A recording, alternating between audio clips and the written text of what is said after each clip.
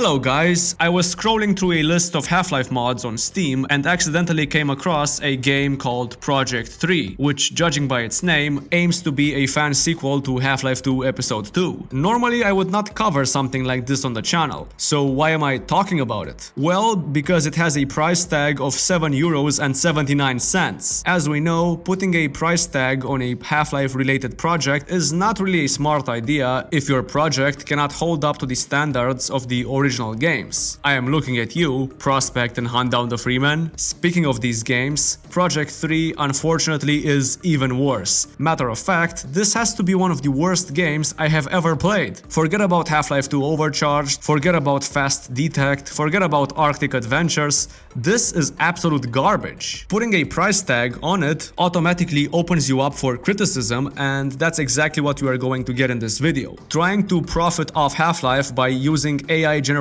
voice lines and Steam descriptions is definitely not going to get you far, and the Steam ratings seem to be of the same opinion. The main menu looks promising. It has that source engine feel, which I really like. What you will notice in the corner is that this game is in Early Access 0.1. Hold on a second. Early Access 0.1 and you are charging almost $10 for it? By the way, the Steam announcement suggests that this has been in development since 2021. That's 4 years of development, and we are somehow still in the 0.1 Early Access version. What? Anyway, let's finally see what this is about.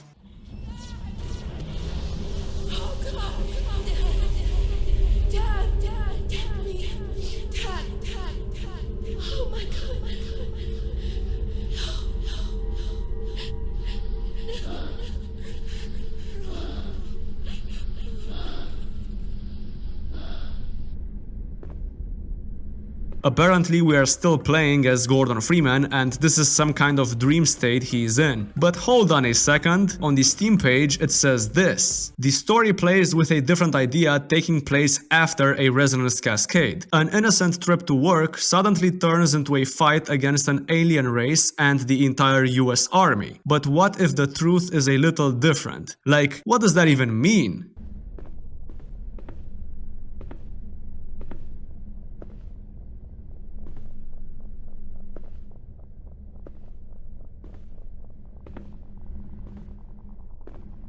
Is this a game of hide and seek with the G-Man? Next, I get into a vent and proceed to get lost for a whole minute before finally finding an exit and getting to listen to some of the worst written lines in history.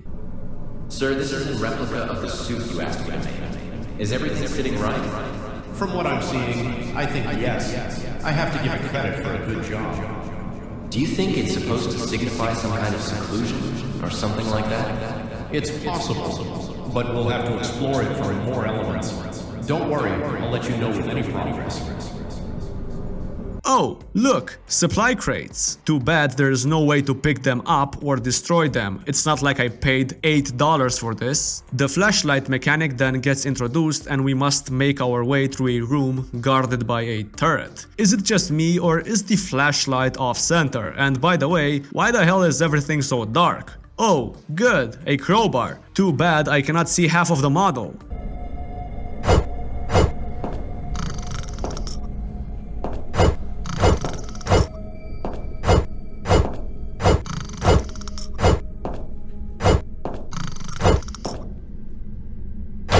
Oh, we are finally here. Alright, let's take a minute to talk about the gameplay as well. The enemy AI is brain dead. The animations are almost non-existent. The hitboxes are very small, making it extremely difficult to hit the enemies with the crowbar, and the ragdolls are just this. Everything is in slow motion. And again, this costs €7. What the hell is this? This looks and feels like one of those fake Half-Life 3 screenshots you would see back in 2006.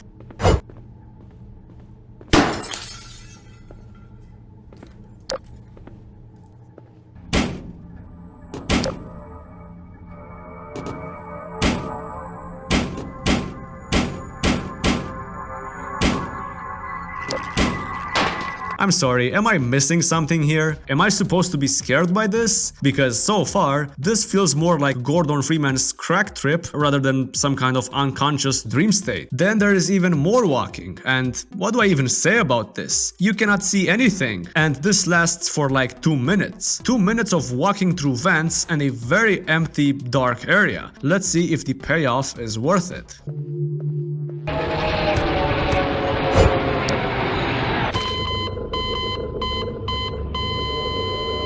This is one of the worst parts in the entire game. The Five Nights at Freddy's G-Man starts chasing after you, and the only way to escape is by running away in the darkness while trying to not fall off the map. Falling off the map results in dying and having to walk through the empty vent and dark area for 2 whole minutes yet again before finally getting to G-Man again. There is no way to press a button or do something to save the game because the developer is too lazy to put something like that in the game. Here is what he said.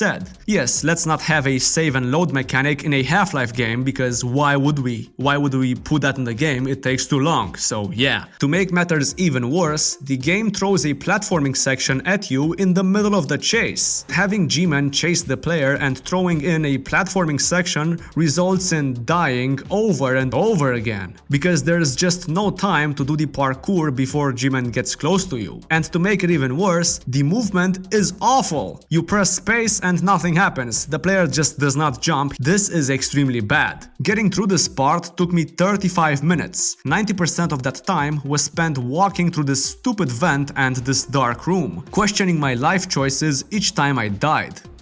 It still surprises me how it all started, but I totally get it. It's no wonder you get so delusional. The generator accident cost a lot, but it cost his mind even. But good for him for thinking he's a hero. If you mess something up enough and your brain can't handle it, it starts lying to itself, it starts making up stories. Mostly because of his, past. I heard about the boat. Do you think he's gonna make it? We just have to hope and give him time. First we have to find out more about him. Get inside his mind. Why he hates humanity so much that he wants it enslaved and think he's the hero. This leads to nothing, by the way. Also, what boat are they even talking about? Is that supposed to be the Borealis? The Borealis is not a boat, it's a vessel. The zombie combat is pretty okay, I guess. Being able to block shots using the crowbar can be pretty fun at times, but all of this is still pretty damn janky and I still want to die. The sun is leaking. Oh god, not again, come on.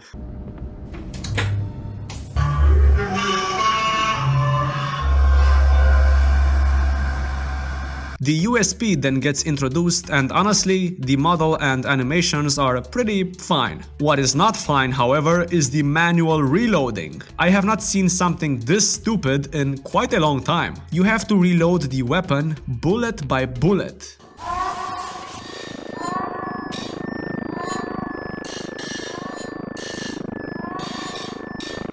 Hey, at least the manhacks are just as brain dead as they were in Half-Life 2.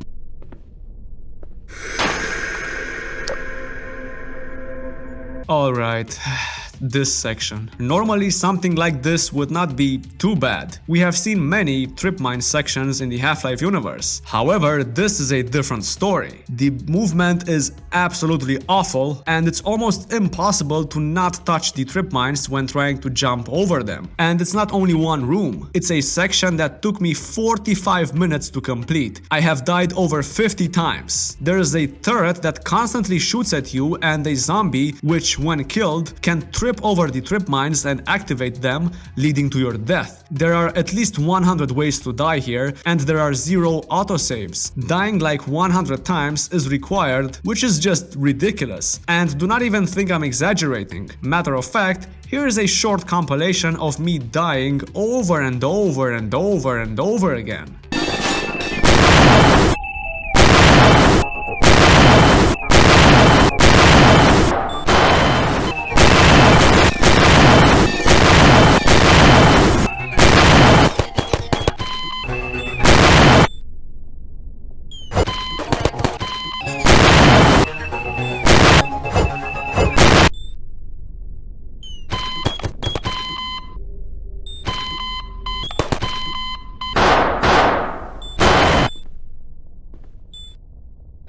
The Alex tool then gets introduced and there's this electricity puzzle that needs to be solved to open a door.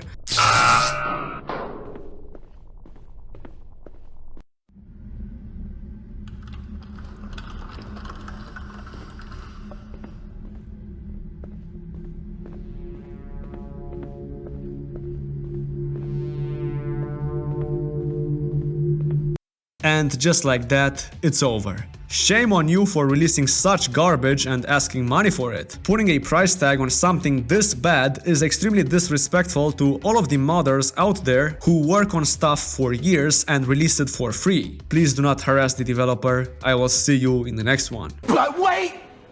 There's more! A couple of days after I finished this video, on July 30th, 2025, the developer released a new blog post. Let's see what he has to say after 4 months of no updates. First of all, I would like to apologize for not responding for such a long time. I was wondering what to do next with the project, and I think I have finally decided what to do next. I know Project-Three did not make most people's expectations, and they gave up right away. Oh, come on, man, they did not give up. You gave up. You posted no updates in 4 months. Come on, I am working on a few work in progress things right now and I would like to show them to you here. There will be a lot more to come. Unfortunately, I won't update the game itself and I will rather focus on the new version, which will be more similar to the gameplay of Half-Life, and I will leave out the cheap jumpscare elements and rather focus on the gameplay. That sounds pretty good. Let's see what he added after making hundreds of dollars from this game. Pickup mechanism, like a Half-Life.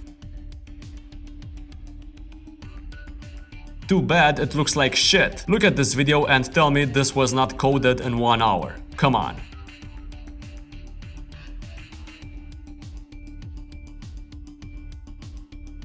New running speed and running animation. Alright, that's good. Explosive barrels. Better flashlight. What do you mean better flashlight? It's still not in the center. And...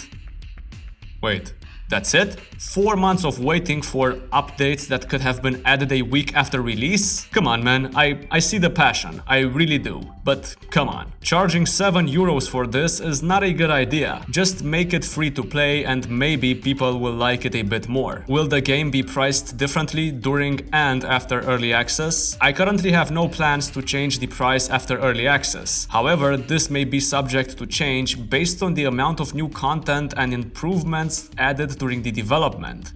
Really? So if the game gets more of these updates, it means it has a chance of being even more expensive? This second part of the video was recorded on August 10th, 2025. If this video ends right now, it means the game still has not received any new other updates. If that's the case, shame on you.